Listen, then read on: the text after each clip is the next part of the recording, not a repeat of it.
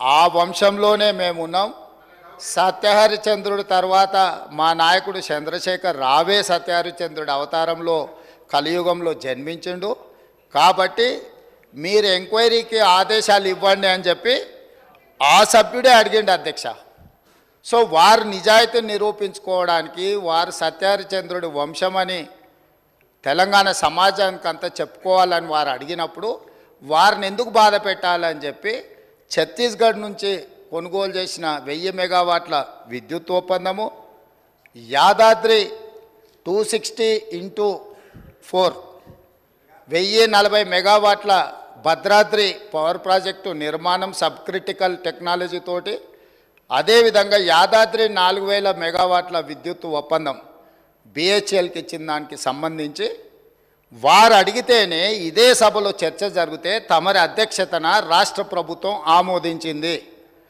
ఎప్పుడైతే మేము ఆమోదించి విచారణకు జ్యుడిషియల్ ఎంక్వైరీ కోసం చీఫ్ జస్టిస్ ఆఫ్ తెలంగాణకు లెటర్ రాస్తే సిట్టింగ్ జడ్జిలను కేటాయించలేం, రిటైర్డ్ జడ్జిలతో మీరు విచారణ చేసుకోండి అని కోర్టు నుంచి మాకు సమాచారం అందిన తర్వాత జస్టిస్ ఎల్ నరసింహారెడ్డి గారిని మేము నియమించినాం అధ్యక్ష. వారు విచారణ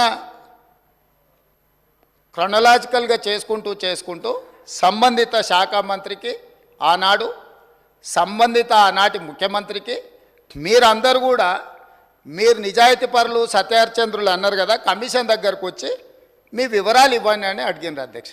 అంటే ఒక కమిషన్ వేసిన తర్వాత కమిషన్ విచారణ చేసేటప్పుడు, కమిషన్ సమన్ చేసినప్పుడు బాధ్యత గల పౌరుడిగా ప్రజాప్రతినిధిగా అక్కడికి వెళ్ళి తమ వాదనను ఇక్కడ ఏదైతే వాదన వినిపించాలనుకున్నారో ఆ విచారణ కమిషన్ ముందర వెళ్ళి వీరు వాదన వినిపించి ఉంటే నిజంగానే వాళ్ళ నిజాయితీ అంతా బయటకు వచ్చి ఉండేది కదా అధ్యక్ష.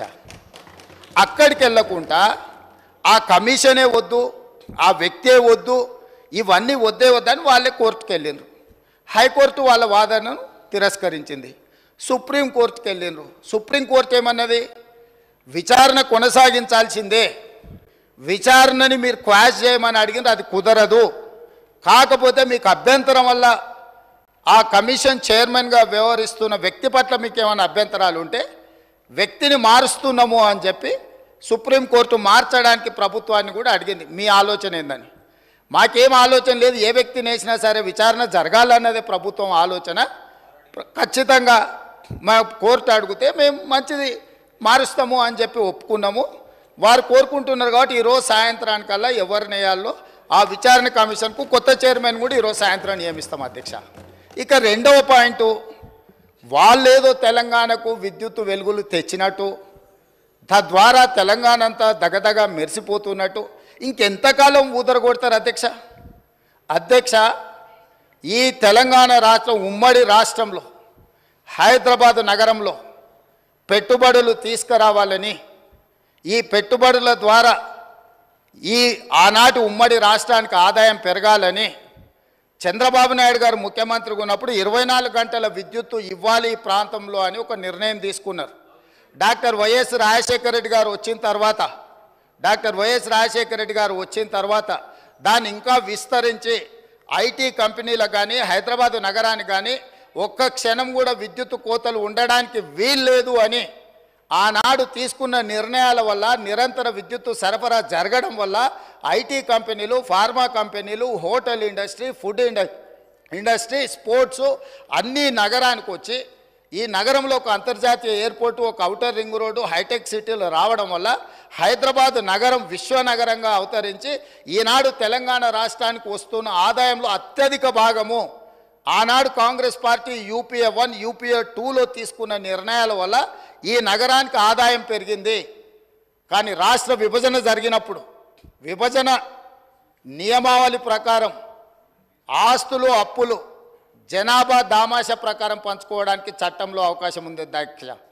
దాని ప్రకారమే 42% జనాభా ఉన్న తెలంగాణకు 42% అప్పులు, అదేవిధంగా 58% జనాభా ఉన్న ఆంధ్రప్రదేశ్కి 58% అప్పులు, ఆస్తులు, పంపకాలు జరిగినాయి. కానీ విద్యుత్తులో మధ్యప్రదేశ్ విడిపోయినప్పుడు, జార్ఖండ్ మధ్యప్రదేశ్ నుంచి విడిపోయినప్పుడు,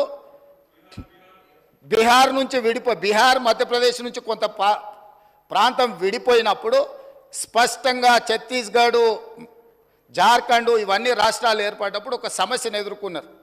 ఆనాడు దిగ్విజయ్ సింగ్ గారు ముఖ్యమంత్రిగా ఉన్నప్పుడు చట్టంలో ఉన్న అంశం ఏంటంటే విద్యుత్తు ప్రాజెక్టులు ఏ ప్రాంతంలో విద్యుత్తు ఉత్పత్తి చేసే సామర్థ్యం ఉన్నదో అవి ఆ ప్రాంతానికే ఇచ్చేసే విధానం ఉంది చట్టంలో. తద్వారా ఆనాడు మధ్యప్రదేశ్ సీరియస్ పవర్ క్రైసిస్ని ఎదుర్కొన్నది. ఉత్పత్తి చేసేటివేమో కొత్తగా ఏర్పడ్డ రాష్ట్రానికి వెళ్ళిపోయినాయి. వినియోగం మొత్తం మధ్యప్రదేశ్లో ఉండడం వల్ల చాలా తీవ్రమైన విద్యుత్తు సంక్షోభాన్ని ఎదుర్కొన్నది. అదే సందర్భంలో ఉమ్మడి రాష్ట్రంలో కిరణ్ కుమార్ రెడ్డి గారు కట్టెపుల్ల పట్టుకొని మొత్తం ఇవన్నీ చెప్పిండు, విడిపోతే తెలంగాణ చీకటి అయిపోతుంది, ఎందుకంటే నియమావళి ఇట్లు ఉన్నది కాబట్టి ఇది అటు పోతుందని. అప్పుడు తక్షణమే తెలంగాణ ప్రాంతం నుంచి పార్లమెంట్ సభ్యులు ఇక్కడనే ఉన్నారు, పొన్నం ప్రభాకర్ గారు, రాజగోపాల్ రెడ్డి గారు, అదేవిధంగా వివేక్ గారు, వీళ్ళందరూ కలిసి నిజంగానే ఈ విధానం వల్ల తెలంగాణకు నష్టం జరుగుతుంది, ఈ ఉత్పత్తి చేసే సామర్థ్యం అంతా ఆంధ్రప్రదేశ్లో ఎక్కువ ఉంది, తెలంగాణలో తక్కువ ఉంది, అందుకే తెలంగాణ ఉద్యమం వచ్చింది కాబట్టి ఈ విధానంతో ముందుకు వెళ్తే తెలంగాణకు నిజంగానే చీకటి రోజులు వస్తాయి, దీన్ని సరిదిద్దాలి అని చెప్పి వీళ్ళందరూ కలిసి ఆనాడు కేంద్ర మంత్రి జైపాల్ రెడ్డి గారి దగ్గర వెళ్ళి కూర్చున్నారు. అధ్యక్ష, జైపాల్ రెడ్డి గారు అప్పుడు అందరితో చర్చించి తెలంగాణలో విద్యుత్ రంగ నిపుణులతో మాట్లాడి ఏం చేస్తే బాగుంటుంది అని అంటే ఒక సవరణ తీసుకురావాలి. ఏంది? ఉత్పత్తి ప్రాతిపదికన విభజన జరగకూడదు, వినియోగం ప్రాతిపదికన విభజన జరిగినప్పుడు ఉమ్మడి రాష్ట్రంలో తెలంగాణ ప్రాంతానికి అత్యధికంగా ఏదైతే విద్యుత్ వినియోగం జరుగుతున్నదో వినియోగ ప్రాతిపదికన మనకు విభజన జరిగితే తెలంగాణకి ఎలాంటి ఇబ్బంది ఉండదు అని చెబితే హుటాహుటిన జైపాల్ రెడ్డి గారు సోనియా గాంధీ గారి దగ్గరికి, మన్మోహన్ సింగ్ గారి దగ్గరికి వెళ్ళి హైదరాబాద్తో కూడుకున్న తెలంగాణ రాష్ట్రం ఇచ్చిన మనం తెలంగాణకు విద్యుత్తు ఒకవేళ కొరత ఏర్పడితే తెలంగాణ రాష్ట్రం అభివృద్ధి కుంటుపడుతుంది, కుప్పగూలుతుంది అని చెప్పి జైపాల్ రెడ్డి గారు వెళ్ళి కన్విన్స్ చేసి రాష్ట్రం ఏర్పడిన తర్వాత స్పీకింగ్ ఆర్డర్ ఇప్పించండి. అధ్యక్ష, విభజన చట్టంలో లేని, రాజ్యాంగంలో లేని ప్రత్యేకమైన మినహాయింపు ఒక్క తెలంగాణ రాష్ట్రానికి ఆనాడు ఇక్కడ ఉన్న ఎమ్మెల్యేలు ఆనాడు ఎంపీలుగా పోయి జైపాల్ రెడ్డి గారితో మాట్లాడితే జైపాల్ రెడ్డి గారు కేంద్ర మంత్రిగా ప్రధానమంత్రి మన్మోహన్ సింగ్ గారిని, యూపీఏ చైర్పర్సన్ సోనియా గాంధీ గారిని ఒప్పించి వినియోగం ప్రాతిపదికన 53.46% అంటే దాదాపుగా 54% తెలంగాణ రాష్ట్రానికి, 46% ఆంధ్రప్రదేశ్ రాష్ట్రానికి. వాస్తవంగా ఉత్పత్తి సామర్థ్యం ప్రకారం చూసుకుంటే 36% తెలంగాణలో ఉండే, 64% ఆంధ్రప్రదేశ్లో ఉండే. విభజన చట్టం ప్రకారం తెలంగాణకు 36% వచ్చే విధంగా, ఆంధ్రప్రదేశ్కి 64% వచ్చే విధంగా ఉంటే జైపాల్ రెడ్డి గారు తీవ్రమైన కృషి చేసి తెలంగాణ రాష్ట్రానికి 53.46% ఇప్పించి కేంద్ర ప్రభుత్వం నుంచి ఆదేశాలు ఇప్పించి ఆనాడు తెలంగాణ రాష్ట్రాన్ని చీకట్ల నుంచి కాపాడింది. అధ్యక్ష, ఇక్కడ కూర్చున్నోళ్ళు పొంకనాలు కొడుతున్నోడు ఎవ్వడేం చేయలే. అదేవిధంగా ఆనాడు నేను తెలుగుదేశంలో ఉన్న ఎమ్మెల్యేగా ఇదే సభలో ఇక్కడనే చంద్రశేఖరరావు గారు ముఖ్యమంత్రిగా ఉంటే అక్కడ ప్రతిపక్ష నాయకుడిగా విద్యుత్తు మీద చర్చ జరిగింది. ఆనాడు సమాధానం చెప్పలేక తెలంగాణకు చీకటి రోజులని పేపర్లు కింద కొట్టి ఆనాడు స్పీకర్ గారికి ఇక్కడి నుంచి హుకుం జారీ చేసి మార్షల్స్ను పెట్టి నా నీడ్చి బయట పడేపించింది. అధ్యక్ష, రికార్డులు తీయండి. 2014-15 సందర్భంగా ఆనాడు ఇదే సభలో జరిగిన చర్చలో చంద్రశేఖరరావు గారు ఏ విధంగా సభను తప్పుదో పట్టిస్తుండు, ఏ విధంగా ప్రజల్ని మభ్యపెడుతుండు, ఏ రకంగా కాంగ్రెస్ పార్టీ ఆ రోజు నేను తెలుగుదేశంలో ఉన్నా నేను స్పష్టంగా చెప్పిన ఆ రోజు రికార్డులు తీయండి. అధ్యక్ష, మీరు సభను వాయిదా వేయండి, అవసరమైతే ఆ రికార్డులు తీద్దాం. నేను ఆ రోజు చెప్పిన సోనియా గాంధీ గారి దయ వల్ల, జైపాల్ రెడ్డి గారి కృషి వల్ల తెలంగాణ రాష్ట్రానికి ఈ విద్యుత్ సంక్షోభం నుంచి గట్టెక్కింది. నేను తెలుగుదేశం ఎమ్మెల్యేగా ఉన్నా వాస్తవాలను చెప్పాలి అని చెప్పి అక్కడి నుంచి నేను తెలుగుదేశం ఎమ్మెల్యేకి ఈ సభలో మాట్లాడితే ఈ సభ్యుడు వాళ్ళని పొగడతాడా, మార్షల్స్ని పెట్టి ఈడ్చి బయట పడేయండి, నన్ను ఈడ్చి బయట పడేపించండి. అధ్యక్ష, ఈరోజు మీ ద్వారా తెలంగాణ సమాజానికి ఈరోజు నేను చెప్పదలుచుకున్న అధ్యక్ష, ఆ రకంగా తెలంగాణ రాష్ట్రాన్ని విద్యుత్ సంక్షోభం నుంచి ఆనాడు జైపాల్ రెడ్డి గారు, సోనియా గాంధీ గారు, మన్మోహన్ సింగ్ గారు కాపాడినరు. ఆ తర్వాత ఉమ్మడి రాష్ట్రంలో తీసుకున్న నిర్ణయాల వల్ల భూపాలపల్లిలో ఉన్న 1200 మెగావాట్లు కానీ ఇతర ప్రాంతాలలో ఆనాడు ఉమ్మడి రాష్ట్రంలో ప్రారంభించిన పవర్ ప్రాజెక్టులు తెలంగాణ రాష్ట్రం వచ్చిన తర్వాత ఉత్పత్తిలోకి వచ్చినాయి కాబట్టి అడిషనల్ పవర్ మొత్తం మనకు యాడ్ అవ్వడం వల్ల తెలంగాణలో విద్యుత్ సంక్షోభాన్ని నుంచి మనం బయటపడ్డాం. అధ్యక్ష, ఇవాళ నేను సూటిగా సవాలు విసురుతున్నా. ఆనాడు 7,000 చిల్లర మెగావాట్లు ఉంటే మేము 19,000 చిల్లరకి తీసుకెళ్ళినామని. ఎవరు అధ్యక్ష? వీళ్ళ తాతలు ఏమైనా ఉత్పత్తి చేసిరా, వీళ్ళేమైనా చేసిరా? సోలార్ పవర్ ప్రాజెక్టులో 5600 మెగావాట్లు ఈరోజు చెప్పుకుంటారు కదా. ప్రైవేటు పెట్టుబడులు ప్రైవేట్ వాళ్ళు తీసుకొచ్చి పెట్టింది అధ్యక్ష. రాష్ట్ర ప్రభుత్వానికి అనాపైస సంబంధం లేదు. 10 సంవత్సరాలు వీళ్ళ ఏలుబడిలో సోలార్ పవర్ ఓన్లీ 1 మెగావాట్ అధ్యక్ష. సిగ్గు లేకుంటే ఇంకా కూడా మేము విద్యుత్తును ఉత్పత్తి చేసామని అబద్ధాలు చెప్పి సభను తప్పుదోవ పట్టించే ప్రయత్నం చేస్తున్నారు అధ్యక్ష. అదేవిధంగా అధ్యక్ష, ఇవాళ బిహెచ్ఎల్కు మేము నామినేషన్ పేజ్ మీద ఇచ్చినాం. గవర్నమెంట్ టు గవర్నమెంట్ ఇస్తే కమిషన్లు వస్తాయా? ఇది పద్ధతేనా? మీరు ఎక్కడ గండి కొట్టిరు, ఎక్కడ బొక్కిండ్రు, ఎక్కడ మెక్కిండ్రు మాకు తెలియదు అనుకుంటున్నారు అధ్యక్ష. మేమేం చదువుకోకుండానే ఇక్కడికి వచ్చినాం అనుకుంటురా అధ్యక్ష? బిహెచ్ఎల్కు ఉన్న కెపాసిటీ ఎలక్ట్రోమెకానికల్ ఎక్విప్మెంట్ ఉత్పత్తి చేసే సామర్థ్యమే ఉంది. బిహెచ్ఎల్కు civil balance of plant work అంటారు. అంటే సంస్థ ఒక విద్యుత్ ఉత్పత్తి చేయాలంటే బ్రాయిలర్సు మెకానికల్ ఎక్విప్మెంటే కాదు అధ్యక్ష, సివిల్ వర్కులు ఉంటాయి. సివిల్ వర్క్లు అంటే ప్లాంట్ను ప్రిపేర్ చేయడం కానీ, తెచ్చిన మిషన్లు ఫిట్ చేయడం కానీ, దాని కాంపౌండ్ కానీ, దాని రూఫ్ కానీ, సరే అక్కడ ఉండే ఎంప్లాయీస్ క్వార్టర్స్ కానీ, ఇవన్నీ. సో ఎప్పుడు కూడా ఈ దేశంలో ఉమ్మడి రాష్ట్రంలో ఏదైనా పవర్ ప్రాజెక్టు నిర్మాణానికి ఎలక్ట్రోమెకానికల్ ఎక్విప్మెంట్ సంబంధించిన ఉత్పత్తి కానీ లేకపోతే సరఫరా కానీ బిహెచ్ఎల్కి ఇస్తారు, లేకపోతే బిహెచ్ఎల్ లాంటి సంస్థలకు ఇస్తారు. మిగతా సివిల్ వర్కులు మొత్తం BOP balance of plant work అంటారు. అవి మిగతా కాంట్రాక్టర్లకు ఇస్తారు. వీళ్ళిద్దరు సమన్వయం చేసుకొని విద్యుత్ శాఖ అధికారులు ఇంజనీర్ల పర్యవేక్షణలో సివిల్ వర్కులు చేసే కంపెనీ సివిల్ వర్కులు చేస్తుంది, ఎలక్ట్రోమెకానికల్ ఎక్విప్మెంట్ చేసే పని చేస్తారు. ఆ రెండింటిని కలిపి ప్రాజెక్టులు నిర్మిస్తారు అధ్యక్ష. ఇప్పటివరకు దేశంలో జరిగింది.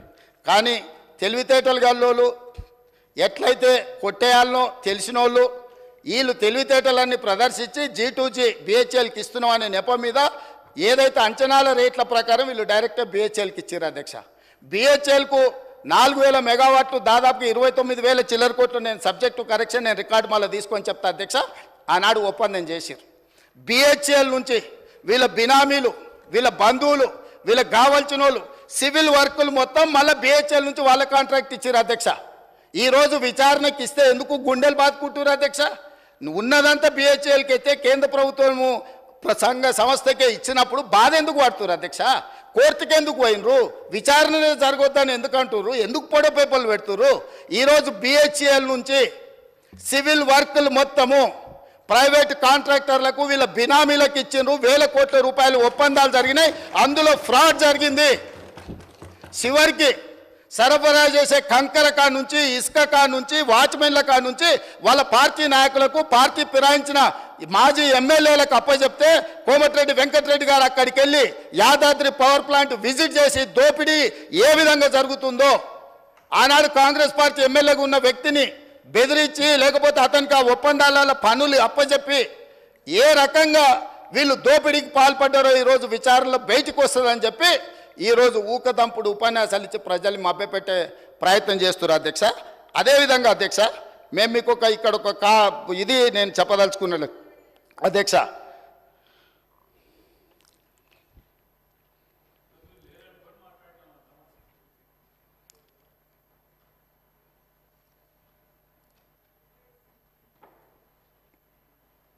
$2,400 మెగావాట్ల పవర్ ప్రాజెక్ట్ టెండర్ పిలిస్తే BHEL Korean company, BHEL company, ఇంకొక కంపెనీ టెండర్లో పార్టిసిపేట్ చేసింది అధ్యక్ష.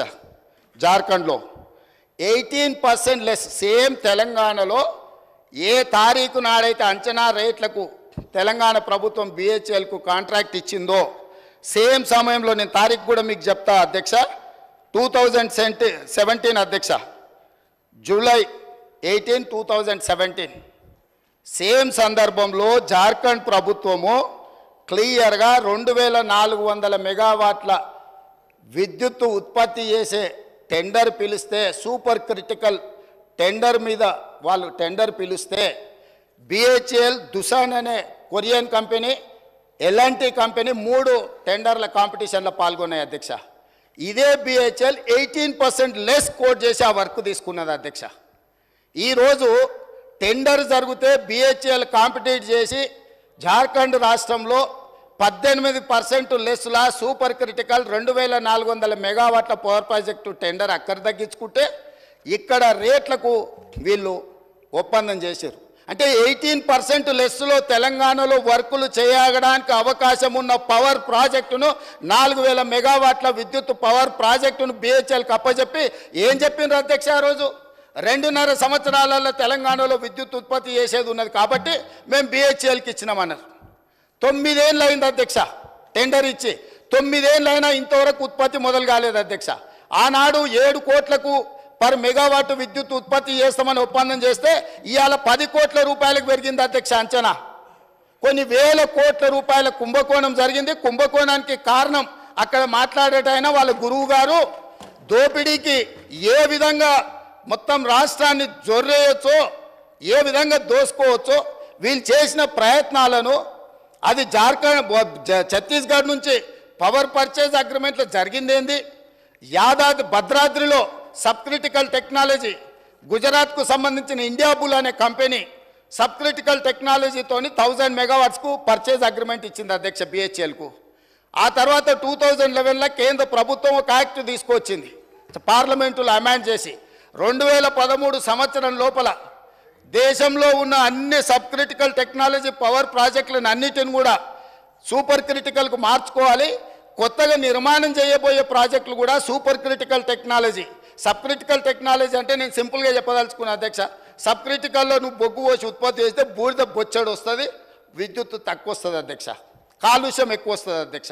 సో కాలుష్యాన్ని నియంత్రించడానికి, విద్యుత్ ఉత్పత్తి సామర్థ్యాన్ని పెంచడానికి, బూడిదను తగ్గించడానికి ఆ కాలం జల్లిన సబ్ క్రిటికల్ టెక్నాలజీని ఆపేసి సూపర్ క్రిటికల్లో బూడిద తక్కువ, విద్యుత్ ఎక్కువ, కాలుష్యం నియంత్రించవచ్చని సూపర్ క్రిటికల్కి వెళ్ళమని మన్మోహన్ సింగ్ గారు కేంద్ర ప్రభుత్వం చట్టం తీసుకొచ్చింది. చట్టం తీసుకొచ్చి కట్ ఆఫ్ డేట్ కూడా ఇచ్చింది. 2011లో చట్టాన్ని చేసినప్పుడు 2013 ఆఖరి వరకు ఇవన్నీ కూడా మార్చాలి కొత్తయని. ఈ పీరియడ్లో ఇండియా బుల్స్ అనే గుజరాత్ కంపెనీ బిహెచ్ఎల్కి పర్చేజ్ ఆర్డర్ ఇచ్చి కొనుగోలు చేసినాక యాక్ట్ మారింది. యాక్ట్ మారినాక వాళ్ళు అక్కడ ప్రారంభించలేకపోయారు, అది అక్కడ ఉండిపోయింది. వాళ్ళు వెనక్కి బిహెచ్ఎల్ను మేము కట్టిన పైసలు మాకు వాపసు ఇవ్వండి అని అడిగినారు. అప్పుడు బిహెచ్ఎల్ ఏమన్నది, మీరు పర్చేజ్ ఆర్డర్ ఇచ్చిండ్రు, మేము ఆల్రెడీ మిషన్లు తయారు చేసి ఆడ పెట్టినాం, ఇప్పుడు మీ డబ్బులు మీకు వెనక్కి ఇవ్వడానికి లేదు, మిగతా బ్యాలెన్స్ కూడా మాకు కట్టాల్సిందని వాళ్ళు అన్నారు. అప్పుడు బిహెచ్ఎల్ని ఏం చేయాలంటే, ఎవడైనా తలమాసినోడు, ఎవడైనా రాష్ట్రాన్ని దిగమింగటోడు దొరికితే బక్రాగాన్ని తీసుకొచ్చి మాకు అప్పచెప్పు, ఆ బక్రాగాన్ని నెత్తి మీద ఇవన్నీ పెడతాం, నువ్వు నీ పైసలు తీసుకొని పోని.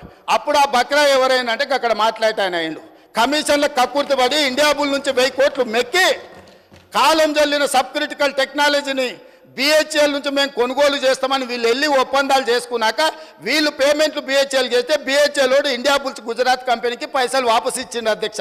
అంటే ఇండియా బుల్స్కు వీళ్ళకు మధ్యలో జరిగిన ఒప్పందం, జరిగిన అవినీతి లావాదేవీలు, చీకటి వ్యాపారాలు, దాంట్లో భాగంగానే ఇండియా బుల్స్ కంపెనీని బెయిల్ అవుట్ చేయడానికి వీళ్ళు బిహెచ్ఎల్ దగ్గరకు పోయి కాలం జల్లిన టెక్నాలజీని నామినేషన్ బేసిస్ మీద బిహెచ్ఎల్కి ఇచ్చి తెచ్చిండ్రు అధ్యక్ష. ఎన్ని నెలలలో వీళ్ళు కంప్లీట్ చేస్తాం, రెడీగా ఎక్విప్మెంట్ రెడీగా ఉంటే 2 ఏళ్ళు 18 నెలల్లో పూర్తి చేస్తాం అన్నట్టున్నారు అధ్యక్ష. ఒకసారి ఆ రికార్డు కూడా మళ్ళీ ఇస్తా. ఆ రోజు అన్నాడు ఇక్కడి నుంచే, మేము అర్జెంటుగా తెలంగాణలో విద్యుత్ కోతల్ని నివారించడానికి ఈ సబ్ క్రిటికల్ టెక్నాలజీని కూడా మేము తీసుకున్నాం, అవసరమైతే ఎన్ని వేల కోట్లు ఖర్చు అయినా తెలంగాణకు మేము విద్యుత్ ఇవ్వదలుచుకున్నాం అని చెప్పి ఇచ్చిండు అధ్యక్ష. కానీ భద్రాద్రి కొత్తగూడెంలో నిర్మించిన భద్రాద్రి పవర్ ప్రాజెక్ట్ ఎన్ని ఏళ్ళకు పూర్తయింది అధ్యక్ష? ఇవాళ కూడా నీళ్ళు వస్తే నీళ్ళలో మునుగుతుంది అధ్యక్ష. కట్టాల్సింది ఎక్కడ కట్టాలనో అక్కడ కట్టలే, తీసుకోవాల్సిన అనుమతులు తీసుకోలే, పర్యావరణ అనుమతులు తీసుకోకపోవడం వల్ల ఎన్జీటీ 16 మంది అధికారులను ప్రాసిక్యూట్ చేయమని ఆర్డర్ ఇచ్చింది అధ్యక్ష. వీరు పుణ్యమా అని పనిచేసిన అధికారులు జైలుకు పోయే పరిస్థితి వస్తే ఇవాళ రిటైర్ అయినరు, వాళ్ళు బిచ్చమెత్తుకొని తిరిగే పరిస్థితి వచ్చింది అధ్యక్ష వీళ్ళు చేసిన తప్పుడు పనికి. సో ఇవాళ భద్రాద్రి కూడా దాదాపుగా 6.5 కోట్లకు పర్ మెగావాట్ ఉత్పత్తి చేయాల్సింది 10 కోట్ల రూపాయలకు అంచనా పెరిగింది. 1000 మెగావాట్ల విద్యుత్ ప్రాజెక్ట్ 6,000 కోట్ల రూపాయలతో పూర్తి చేయాల్సింది ఇవాళ దాని అంచనా 10,000 కోట్ల రూపాయలకు పెరిగింది. 2 ఏళ్లలో పూర్తి చేయాల్సిన పని 8 ఏళ్ళు పట్టింది అధ్యక్ష. ఇది వీళ్ళ ఘనకార్యం. యాదాద్రి సేమ్ బిహెచ్ఎల్కి ఇచ్చి బిహెచ్ఎల్ నుంచి వెనకంగా సివిల్ వర్కులు మొత్తం వాళ్ళ బినామీలకు టెండర్లు ఇప్పించుకొని 1000 కోట్ల రూపాయల కుంభకోణం పాల్పడ్డారు అధ్యక్ష. ఇవాళ ఇట్లాంటి తప్పుడు పనులు చేసి ఈ తప్పుడు పనుల మీద ఇవన్నీ ఎవరికి తెలియదు అనుకొని అక్కడి నుంచే నిలబడి బుకాయించారు. బుకాయిస్తే నేను లేచి, అయ్యా మరి మీరు ఇంత నిజాయితీ పరులు కదా, సత్యహరిచంద్రుని సొంత తమ్ముళ్ళు కదా, మీకు ఒక మంచి అవకాశం ఇచ్చినాం, నిరూపించుకోండి, మీకంటే ఇంతకంటే మంచి అవకాశం ఏముంటుంది, మీరు నిరూపించుకోండి అని విచారణకు ఆదేశించిన అధ్యక్ష. వారి కోరిక మేరకు ఆదేశించిన. మేము అనలే, మేము చెప్పినాం ఏ అవినీతి జరిగిందని మా వెంకటరెడ్డి గారు చెప్పినారు. సరే వారి నెంబర్లు ఎక్కువ తక్కువ చెప్పారు, వాస్తవం తెలిసిన ఆయన ఆ నెంబర్ ఒప్పుకుంటలేడు. పోనీ వెంకటరెడ్డి గారు 10,000 20,000 కోట్లు అన్నాడు. వారు ఏం చెప్పాలి, మేము 20,000 కోట్లు తినలేదా, 15,000 కోట్లు తిన్నాం, మేము అట్లా కాదు, మేము సత్యహరిచంద్రుని వారసులం, నిజం చెప్తామని తిన్న 10,000 ఎంతో చెప్పాలి కదా అధ్యక్ష. మొత్తం విచారణకిచ్చి లైన్ పెట్టి కమిషన్ చైర్మన్ నోటీసులు ఇచ్చి క్రొనలాజికల్గా విద్యుత్ రంగ నిపుణులు రఘుతో సహా పోయి మొత్తం వివరాలు అక్కడ ముందలు పెట్టినాక వీళ్ళకి అర్థమైపోయింది. ఏమని, మేము దొరికిపోయినాం, మా దోపిడీ బయటపడ్డది, మేము గ్యారంటీగా జైలుకి వెళ్ళాల్సిన పరిస్థితి వస్తుందని చెప్పి కమిషన్ మీదనే ఆరోపణలు చేసి కమిషన్కు వ్యతిరేకంగా కోర్టుకు పోయారు అధ్యక్ష. ఏమని, అసలు విచారణే వద్దని, విచారణ కావాలన్నది వాళ్ళే. ఇప్పుడు మాట్లాడుతున్న మాజీ మంత్రి గారే విచారణ అడిగిండు, వాళ్ళ మాజీ ముఖ్యమంత్రి గారు నాకు విచారణ వద్దు, ఎందుకంటే సెగ తలగంగానే ఆయన వద్దని కోర్టుకు పోయింది. కోర్టు ఏమన్నది అధ్యక్ష, చివరికి కమిషన్ విచారణ జరగాల్సిందే, మీకు అభ్యంతరం ఉన్న చైర్మన్ గారిని మేము మారుస్తున్నాము అని అన్నాడు.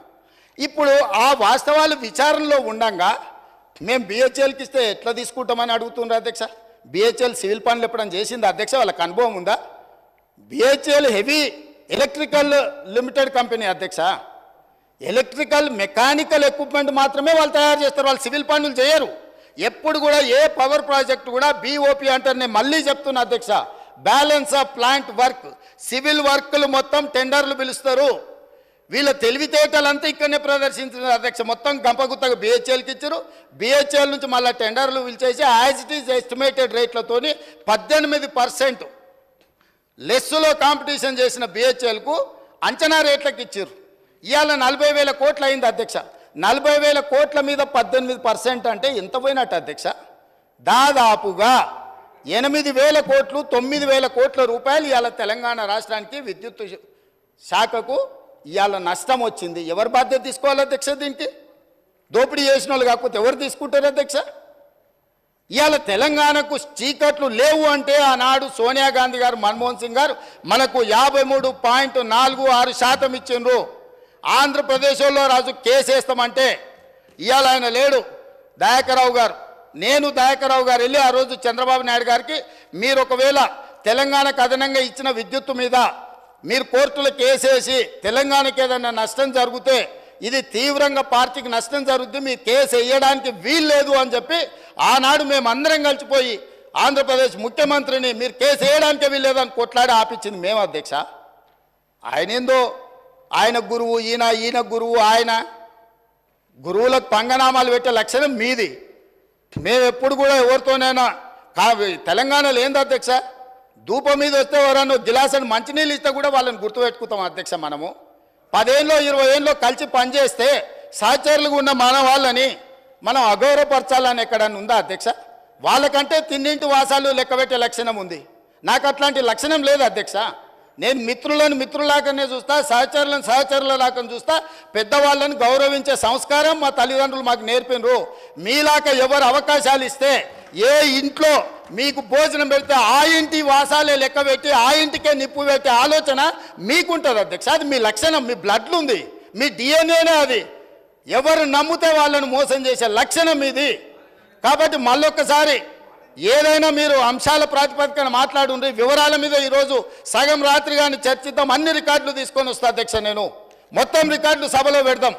తప్పు విలువ పట్టించే విధంగా, తప్పుడు ఆరోపణలు చేసే విధంగా మాట్లాడితే ఎవరు చూసుకుంటూ ఊరుకోరు. మీ వాదన ఏందో కమిషన్ ముందలు చెప్పండి.